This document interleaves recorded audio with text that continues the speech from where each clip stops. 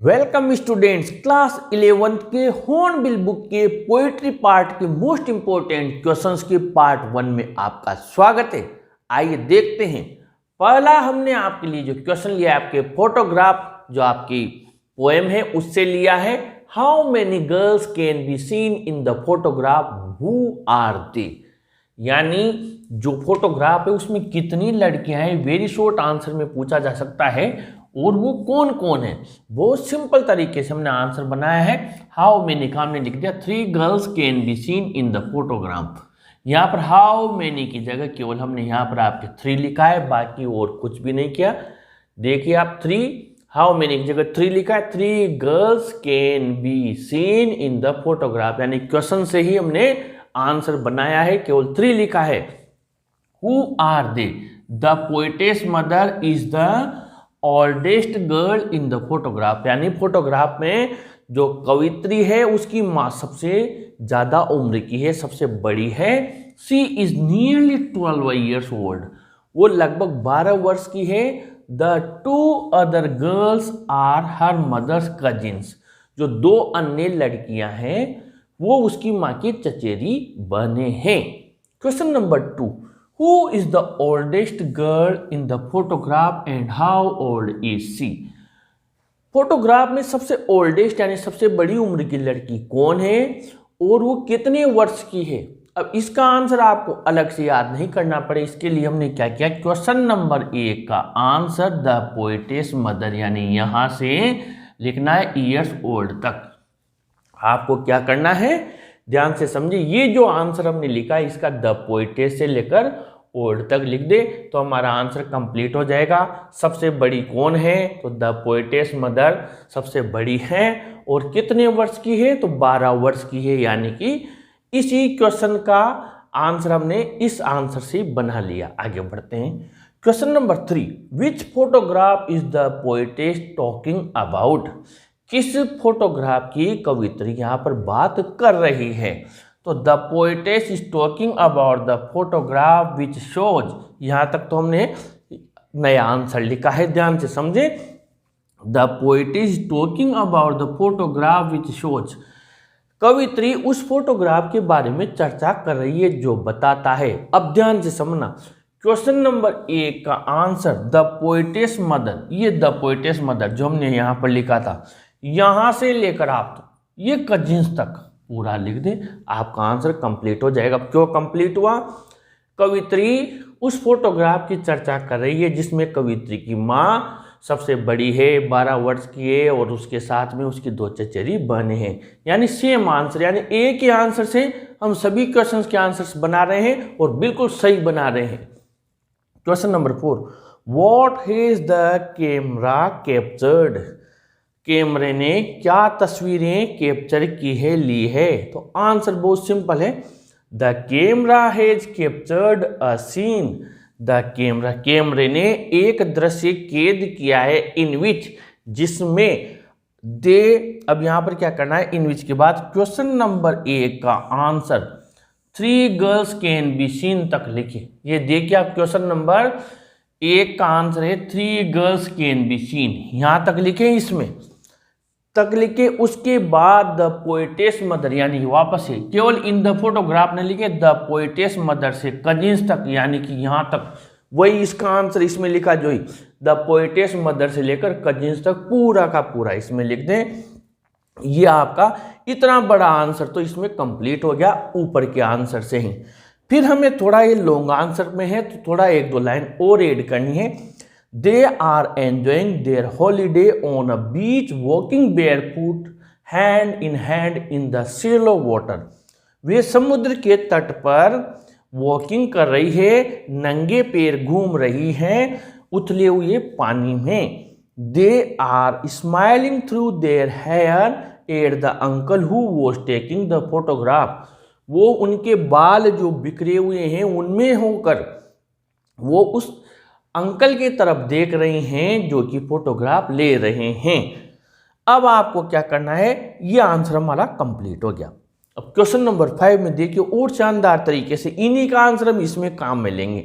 What are the girls doing in the photograph, लड़कियां photograph में क्या कर रही है, अलग से कुछ भी याद नहीं करना, ध्यान से समझे। क्वेश्चन नंबर 4 का आंसर, ये क्वेश्चन नंबर 4 का आंसर दे आर, ये रहा दे आर से लेकर द फोटोग्राफ तक, यानी कि इसका आंसर भी हमने आपके यहां यूज ले लिया है। यानी ये जो आपके आंसर बनाया हमने 5 का, ये क्वेश्चन नंबर 4 में से निकाल लिया। Question number 6, how did her mother look in the photograph. जो कवित्री है उसकी माँ फोटोग्राफ में कैसी नजर आई। आंसर में her mother looked very beautiful, उसकी माँ फोटोग्राफ में बहुत सुंदर नजर आ रही है।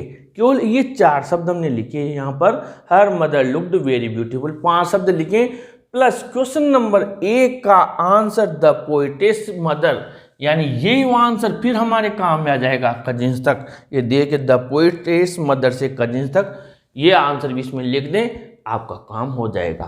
और आगे बढ़ते हैं। Question number 7, what has not changed over the years. वर्षों से कौन सी चीज नहीं बदली है। Does this suggest something to you, क्या ये चीज आपको कोई सजेस्ट करती है, कोई बात आपको सलाह देती है, कोई संदेश देती है। या फिर इसका क्वेश्चन ये भी पूछा जा सकता है, मोस्ट इंपॉर्टेंट, कि what is the message of this poem, इस कविता का मैसेज क्या है, संदेश क्या है। तो answer question number 7, the sea has not changed over the years, सागर समुद्र वर्षों से नहीं बदला है। This suggest that human life is short lived, ये हमें बताता है कि मानव जीवन बहुत छोटा है। एंड चेंजेबल, और परिवर्तनशील है। वेरिएज, जबकि the sea and other objects of nature are unchangeable, जबकि सागर है और अन्य प्रकृति की जो भी ऑब्जेक्ट्स हैं वो सब अपरिवर्तनशील है, यानी वो नहीं बदलते हैं। अब आपसे पूछा जाए कि इसका मैसेज क्या है, तो आप लिख सकते हैं the message of this poem is, फिर यहाँ डेट से लिख दे, डेट ह्यूमन लाइफ इज, और यहाँ तक लिख दे, आपका काम हो जाएगा। और आगे बढ़ते हैं। इसमें क्वेश्चन नंबर 8 दिया हुआ है आपके द लेबरनम टॉप से, which month and season is the poet talking about in the beginning of the poem, यानी जो कविता के शुरुआत में कौन से महीने और सीजन यानी कौन सा मौसम है यहाँ पर जो कवि चर्चा कर रहा है। तो इसमें आपको आंसर लिखना है the poet talking about an afternoon of September, यानी कौन सा महीना है, तो सितंबर का महीने का दोपहर का दिन है। और जो सीजन है वो है ऑटम, ऑटम यानी पतझड़ का मौसम है।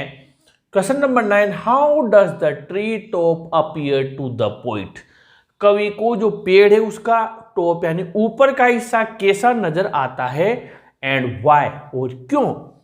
Answer is the laburnum top is quite still and silent, जो लेबरनम ट्री है उसका जो टॉप है ऊपर का हिस्सा है वो बिल्कुल स्टिल यानी स्थिर है, और साइलेंट यानी शांत है।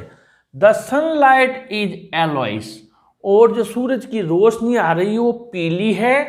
And it is making the leaves of the tree yellow too, और ये पेड़ की पत्तियों को भी पीला कर रही है।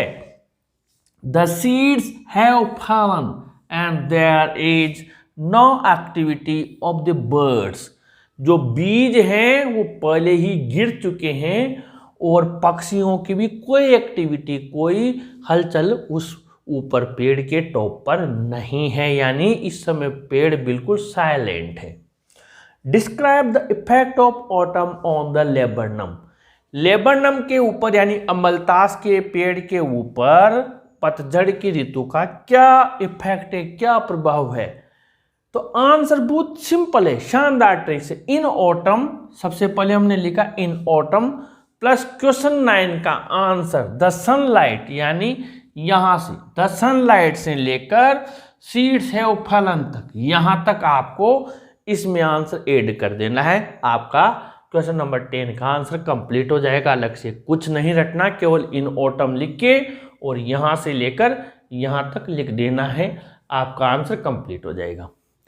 Question number 11, most very most, या यूं कहें इस चैप्टर का सबसे ज्यादा इंपॉर्टेंट क्वेश्चन है। लेकिन आप यहां पर देखिए इसमें एक क्वेश्चन नहीं है, इसमें लगभग आपके 6 क्वेश्चन तो मैंने लिखे हैं, लगभग 3-4 ऐसे ही क्वेश्चंस और भी आपके गाइड्स पास बुक्स में अलग से दिए हुए हैं। यानी ये जो मैंने 2.5 लाइन लिखी है आपके, ये 10 क्वेश्चंस का एकमात्र आंसर है। बहुत शानदार आंसर लिखा है। यानी जब गोल्ड फिंच चिड़िया बर्ड उसमें आती है पेड़ में, तब क्या हलचल होती है, उसके पहले पेड़ की क्या स्थिति थी, वो आने के बाद क्या होता है, और वो उड़कर जब चली जाती है तब वापस क्या होता है। तो आप विशेष ध्यान दें, जब गोल्ड फिंच आती है उसके पहले भी पेड़ बिल्कुल शांत था। यानी कि ये ध्यान रखें, ये स्टिल एंड साइलेंट। एक क्वेश्चन दिया हुआ है, अभी मैंने यहाँ नहीं लिखा, लेकिन वो आपसे पूछा जा सकता है कि जो पेड़ था, ट्री था लेबनम का, वो कविता के वो जो गोल्ड फिंच है, या यूँ कहें कविता के शुरुआत में कैसा था। तो बिल्कुल शुरुआत में जो लेबनम टॉप था वो स्टिल और साइलेंट था, और जब कविता समाप्त होती है तब भी क्या था, तो वो क्या था, it was the same in the end of the poem. यानी कविता के अंत में भी बिल्कुल साइलेंट था। जो बीच में जब गोल्ड फिंच आती है तब ये स्थिति होती है। यहाँ पर आपके 6 क्वेश्चन दिए हुए हैं। How does life arrive on the silent laburnum top, यानी चुपचाप शांत जो लेबनम टॉप था उसमें लाइफ यानी जीवन कहाँ से आ जाता है। और इसी का तो है, what caused trembles and thrills in the laburnum. Trembles यानी कांपने लग जाता है, और थ्रिल्स यानी उत्तेजना पैदा करती है, ऐसी कौन सी चीज है। What do you like most about the poem, कविता में आपको कौन सी चीज सबसे मोस्ट लगी। और what happens when the goldfinch enters the thickness, जब जुर्मुट में गोल्ड फिंच आती है तब क्या होता है। फिर अथवा है, what kind of machine starts up with her coming, जब वो चिड़िया आती है तब क्या मशीन यानी कि चहचहाट शोरगुल स्टार्ट हो जाता है। Till what time the tree remain silent and still, कब तक पेड़ चुपचाप रहता है, स्थिर रहता है। और what changes occur after what's, इसके बाद क्या होता है। इतने सारे क्वेश्चन का इतना सा आंसर है, the laburnum top is silent still, जो अमलतास का ऊपरी छोर है वो पूरी तरीके से शांत और स्थिर रहता है। Life arrived on the silent laburnum top in the form of the gold Finch, जब गोल्ड फिंच वहां आती है उसके रूप में लेबनम टॉप में जीवन आ जाता है। She comes with the sound of teaching chirp, वो चहचहाट करती हुई चू चू की आवाज करती हुई आती है। The tree gets shaken with thrills when she and her young ones start chittering a tremor of wings and trillings, वो जब आती है तो पेड़ हिलने लग जाता है उत्तेजना से, जब वह और उसके बच्चे स्टार्ट कर देते, शुरू कर देते चिटरिंग करना, चहचहाना, अ ट्रेमर ऑफ विंग्स, पंखों से कंपन पैदा करते हैं, शोर करते हैं, एंड ट्रिलिंग्स, और ट्रिलिंग्स करते हैं यानी काफ़ी ज़्यादा स्वर का वो क्या करते हैं, कंपन करते हैं, स्वर कंपन करते हैं, तब वो पेड़ पूरा गुंजायमान हो जाता है, पूरा पेड़ शोर से भर जाता है। तो ये हमने 11 क्वेश्चंस इस पार्ट में आपके लिए हैं। अगले पार्ट में पोएट्री के और मोस्ट इंपॉर्टेंट क्वेश्चंस आपके लिए लेकर आएंगे। तब तक आप इन्हें अच्छे से प्रिपेयर कीजिए। इस वीडियो को अपने फ्रेंड्स को जरूर शेयर कीजिए, जरूर लाइक कीजिए, और अपने चैनल को भी जरूर सब्सक्राइब कीजिए स्टूडेंट्स। Thank you.